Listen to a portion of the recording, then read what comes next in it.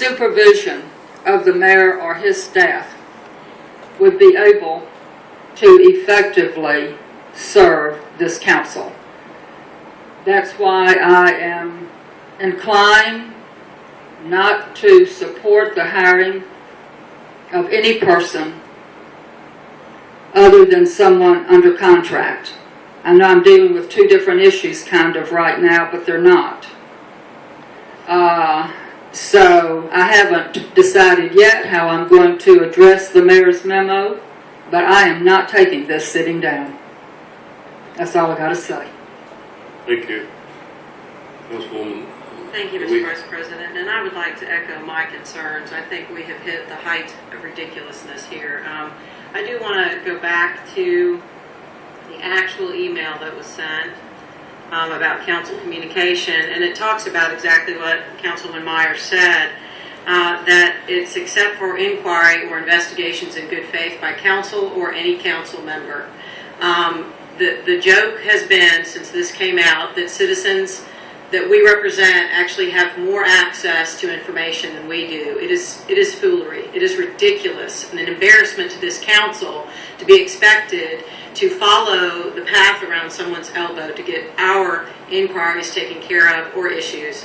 I had a very simple request, and it was actually an inquiry. You can inquire all you want, and I will not comply with this. If the action is do not respond to Councilwoman DeWeese, then that so be it. But I want you to consider my concerns because of the path of this email that it had to take. Again, Mr. Garza was not able to respond directly to a very simple inquiry about work that we had done on Scenic Highway when the debris was planned to be picked up. I had the email. Mr. Reynolds was forced to respond, please assist. So Mr. Reynolds, who's trying to allow department heads to run their department, is having to intervene in something that simple. But the illogical path that this is taking at this point, that everything must go through the mayor's office. I know Mayor Hayward travels quite a bit, and I'm not even certain he reads emails. I know that he has a staff that supports him and does a good job of it. But so if they're reading those emails, the chief administrator is being left out of the loop of the departments that he has been tasked to run. He is highly qualified. He was hired to do that, yet these are taking a circuitous route to Mr. Asmar for response. He's a special projects chief of staff to the mayor, and the chief administrator is not being allowed to interact with council, which I thought he was doing quite well and represents us well and has, I think, the highest amount of respect for council as far as on the mayor's staff. So we cannot give instruction. We cannot tell staff members what to do on any level. That is something we would have to resign if we were actually giving instruction to staff people. But to inquire and follow up on a citizen's concern or need, and to be blocked from that by this policy is unconscionable. And again, if we just apply the heavy-handed application of this charter that has been interpreted here, then yes, we don't have any recourse.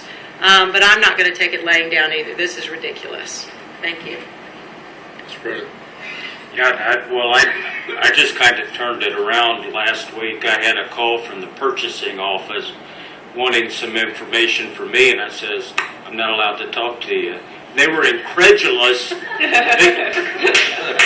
were incredulous that I refused to answer the question. They pressed me for 5 minutes, and I said, I don't care how many times you ask, I'm not telling you, because I got that memo from the mayor there, and it's so I think it's silly. I think it'll resolve itself, fizzle out over a period of time. But until it does, I'm going to comply with it, and don't have to like it. A little side note though is I have two really good friends in the police department, and one of them's a poker buddy of mine. And we get together about once a month. I called him up at the end of last week on his cell phone, and he says, I don't think I'm allowed to talk to you, because now it's gotten all the way down to the troop level there. He says, I'm not sure I'm allowed to talk to you. And of course, I knew exactly where he was going with that. I think it'll resolve itself over time. Thank you. John? Yeah, thank you very much. And I too found this memorandum very disturbing. Who actually wrote this? Was that you, Mr. Reynolds? Did you write the cover of this memorandum? No, sir. Did you write this, Mr. Messer?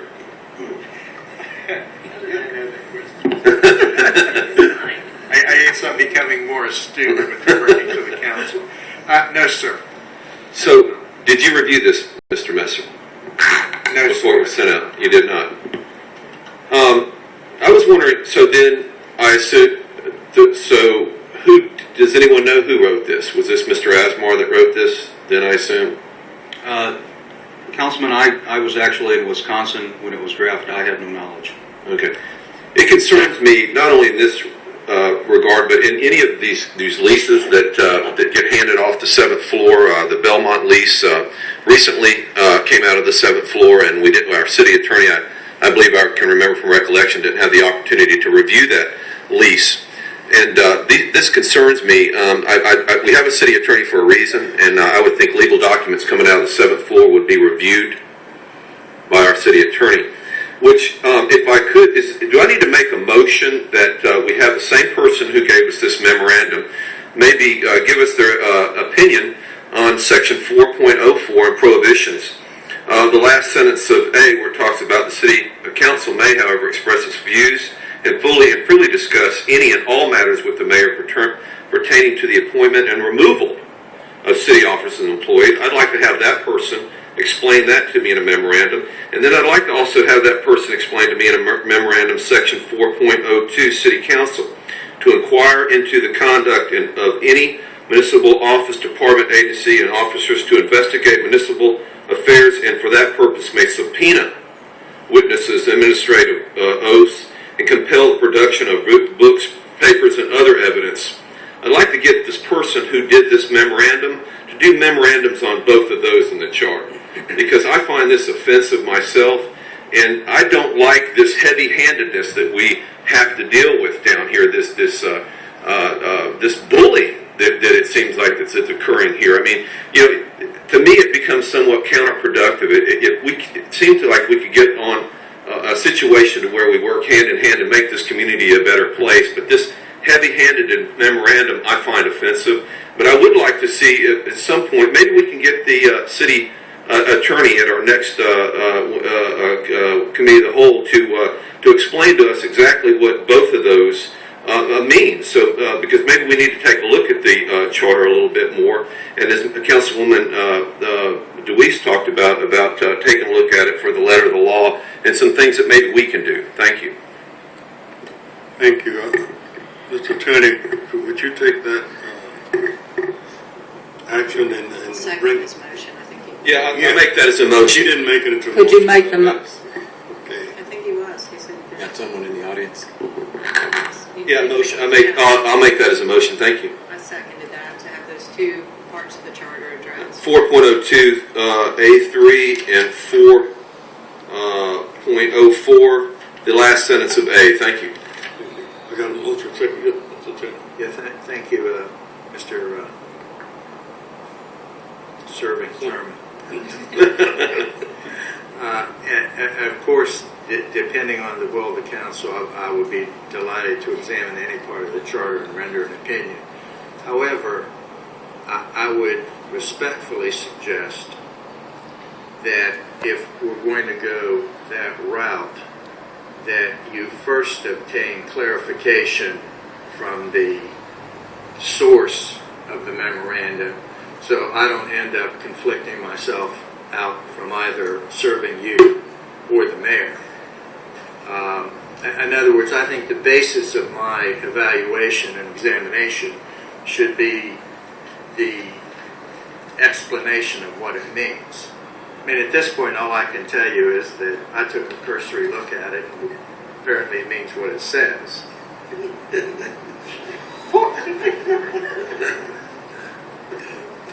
I mean, I'm trying to be as diplomatic as I can here. I appreciate it. Let me just sort of put it this way. I don't want to get caught in the middle, because obviously I have two duties. I represent the mayor, and I also represent the council. And to the greatest extent possible, I'd like to keep that arrangement clean.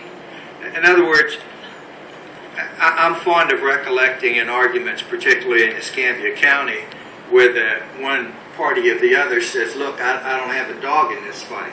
Well, I don't have a dog in this fight, and I would rather keep my dog out of it until we get some clarity. Well, could we ask the person then that wrote this memorandum to give us, to analyze this part, that we can, oh, it is, okay. That's true. Well, anyhow, I made a motion in a second. I think practically what you could do is look at Mr. Reynolds as the mayor's designee and ask him to take your request to whomever. Thank you.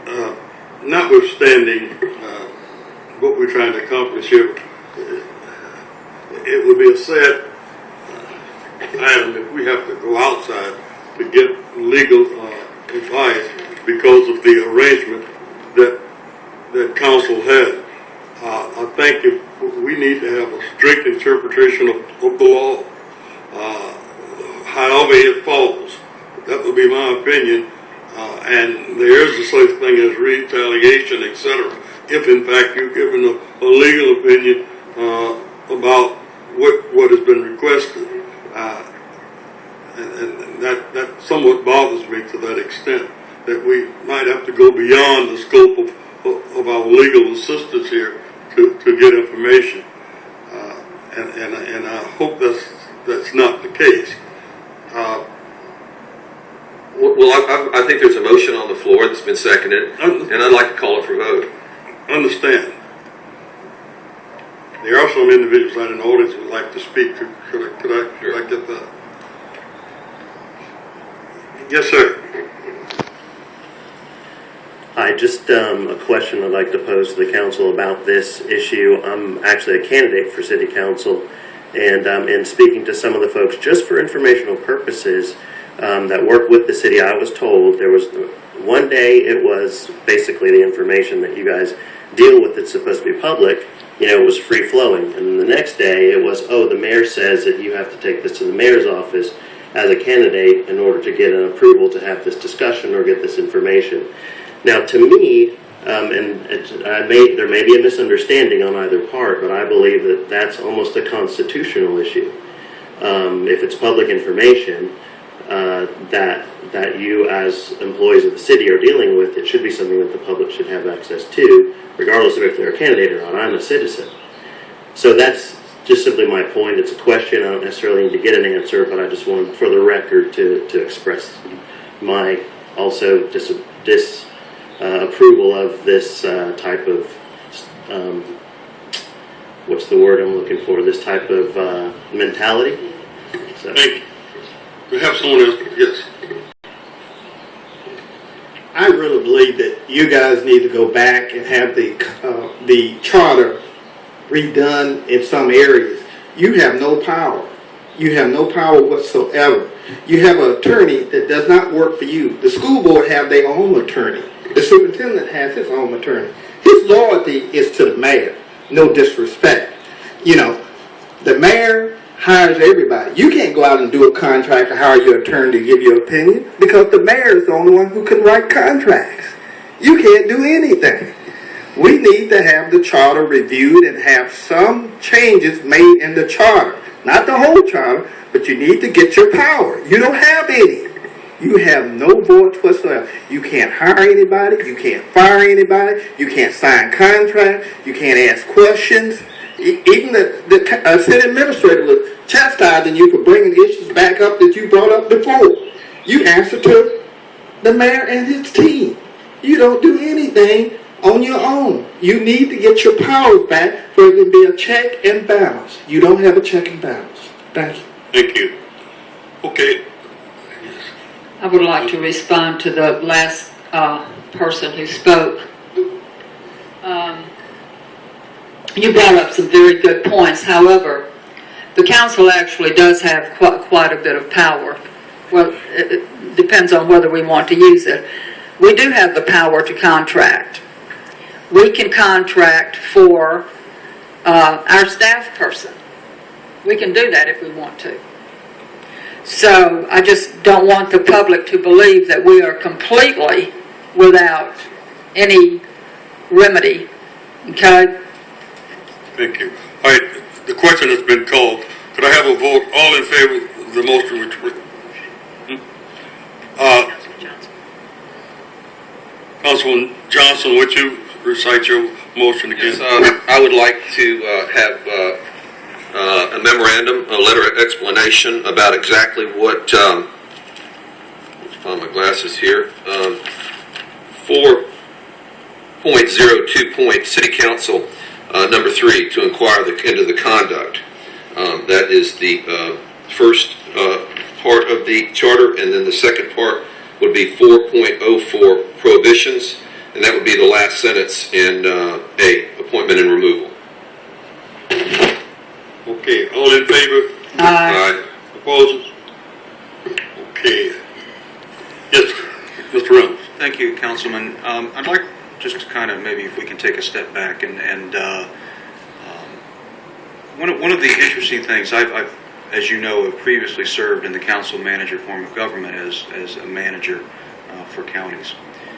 And as part of that, we actually had a similar, in the one county that I worked for, we actually had a similar language that actually was adopted as ordinance. And here's the reason why. As someone that tries to run the day-to-day parts of any organization, it's important that, one, we have knowledge as to what's going on in the organization, and especially knowledge of concerns from the governing body.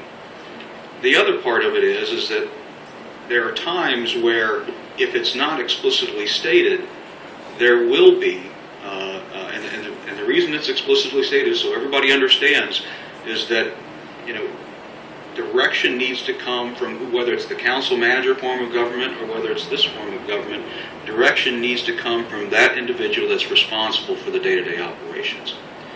That's the thought process behind it. Well, that's the thought process that I see behind it. That's the thought process that I see when it comes to any government, is to ensure that the operations of the government are not impacted by a single person.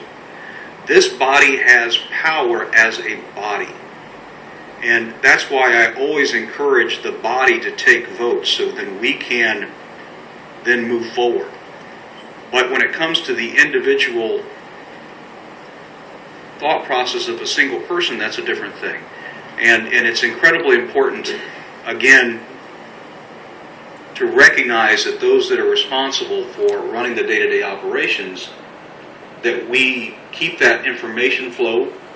Ms. Myers, in her example, did get the information that she requested. And I just think it's important to understand that those are probably part of the thought process that went into putting the memo together. Thank you. President DeWitt.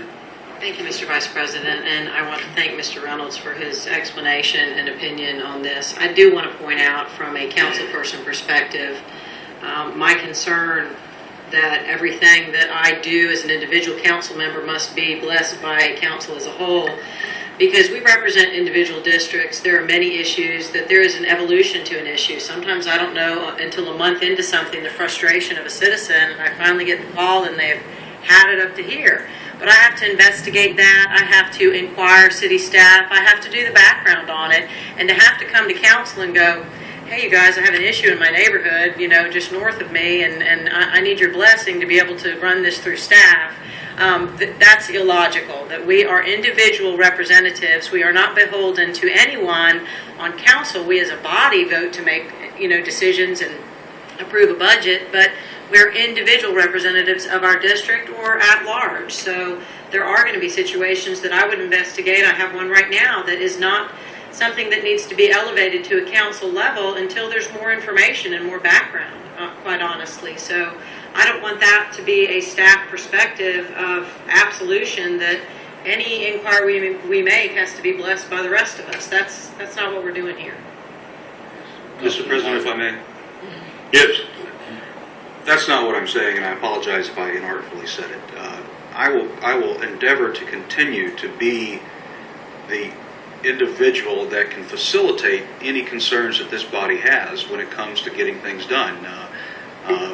As soon as I find out about an issue, then I'm going to put the gears in place to try to effectuate a solution to that issue.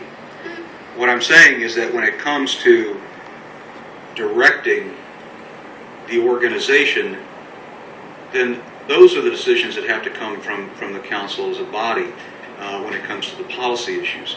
Also understand that this is not that different from, as I understand, and I have not independently verified this, from missives that have went out from Tom Bonfield when he was here, and frankly, missives that I put out when I was the manager of other organizations. And it certainly wasn't meant to be an affront when I did it, and I don't believe it was meant to be an affront at this point. Look, this. What's the matter? I just want you to realize how what I think is illegal and an infringement on my rights under the Charter and the United States Constitution. This policy has a chilling effect on my right to communicate with people. It also affects me as a citizen, and I'll give you a good example. There is a yield sign that was in front of my house where two roads converge, and between those two roads are tall bushes and trees. This is an emergency. You're going to have two cars colliding there. That impacts me individually. It's in front of my property. It's a street that I have to navigate every day, and it's a concern to my neighborhood as the neighborhood association president. But I can't call up Mr. Garza and tell him, you know what, this yes sign is gone. Because I'm a city council person. That's going to, I guarantee you that's what he's going to say to me. But this doesn't, yes, I'm concerned about it as a city council person. I'm concerned about it as Sherry Myers, who has a piece of property and a dangerous situation in front of my house. But because I have the title of city council person, I can't call Mr. Garza to get that address. No, I've got to call the mayor's office. Got to call the mayor. Thank you. I want to close out this conversation. If I may, sir, I would just humbly request that this body contact me directly with those issues, and I will do everything I can to see what they're taking. We're not allowed to. You- The you- memo you- says the mayor. We're not allowed. That's my issues. We're not Well, allowed. We've asked for an interpretation with our motion, so let's deal with this later. Mr. Bush? Just a minute. Yes. Can I just please have one small point of clarification, because I know how these things happen once you get the gavel. The tasking for that interpretation, as I understand it, and just correct me if I'm wrong, is not on my office. No, he requested that person to draft it. Just want to make sure it's Yeah. Mrs. Dibbles. As a citizen who's often asked by some of you council members if I can get some information, I can tell you that I find this is an absolutely ridiculous suggestion on whomever's point it was that drafted it. You folks should have the first and immediate access to any information that the city has, and you should have the ability to go directly to the staff of this great city. I understand the charter says you may not direct them. There's a difference between directing and inquiring, and I believe that this is a real mistake on whomever's decision-making point it was. And if you're listening from above, I think it needs to be corrected. You folks are scrambling for an opportunity these days to communicate clearly, and if you have to wait until someone can conveniently give you the permission to speak to the people who have the information, it just slows things down more. So I ask you to aggressively address this and retain for yourself the ability to go directly to staff, just as any citizen has. Thank you. And I'm sorry, Mr. Reynolds, you are the day-to-day operator, but the person who wrote this is not the day-to-day operator, and that seems to be the problem. We have a constant changing of who's in charge, and the community gets confused, and the community's tired of it. Thank you. Thank you. Not hardly open and transparent. I thought that I had directed that to the city attorney. I did not Okay, so who is going to give us a memorandum about those two? Mr. Reynolds? No, I think the motion was that the person that drafted This memorandum, well, that would be Mr. Asmar. Let's go ahead and say his name, so. I don't know who drafted it. Is that the draft? Well, we know that Mr. Reynolds didn't, and Mr. Messer didn't, and we know the mayor probably didn't, so that only leaves one other person, unless there's Casper the Ghost up there on the 7th floor that maybe slid in and out and wrote it, but, So I think that's what the motion said. okay. Okay, anything else? So who's going just one more comment, if I may be given the opportunity to do so. Yes, sir. And all of you know me well enough by now to know that I will remind you of things gone past. I was one of the individuals, in fact, I was the individual that asked us as a council to date when we were about to vote on the charter as it's written today. I had asked the council to give ourselves 2 weeks to evaluate it and look at what was really in there, to develop the proper interpretation and understanding of where all of it was going. I was outvoted. And what we did at that time, we missed the opportunity to open that book and find out what was in it. And thus, here we are. I just want to remind you, and when I bring you an idea, y'all better listen. Because we should have listened in and we wouldn't be doing this foolishness. But this is Mickey Mouse CO. Thank you.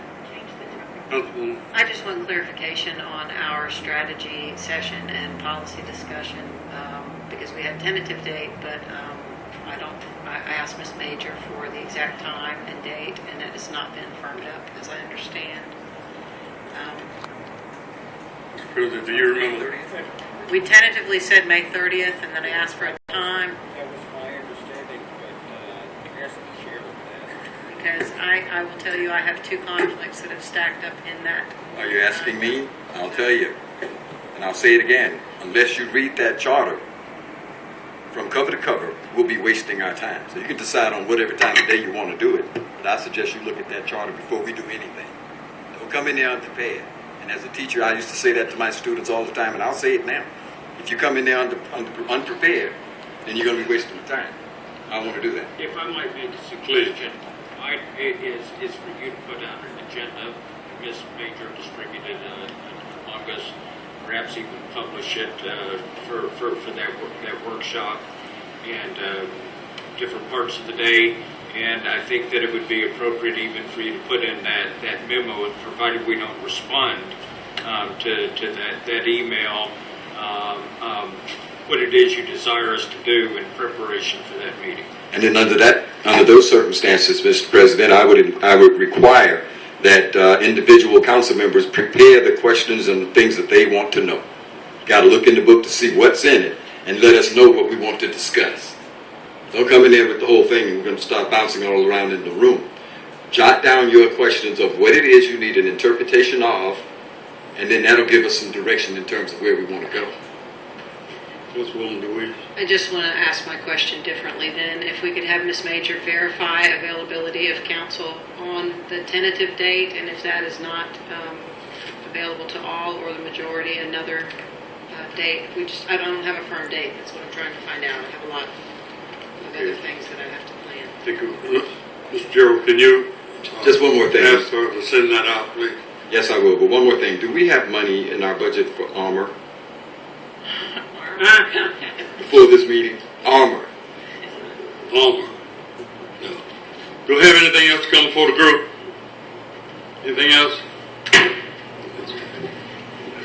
Mayor,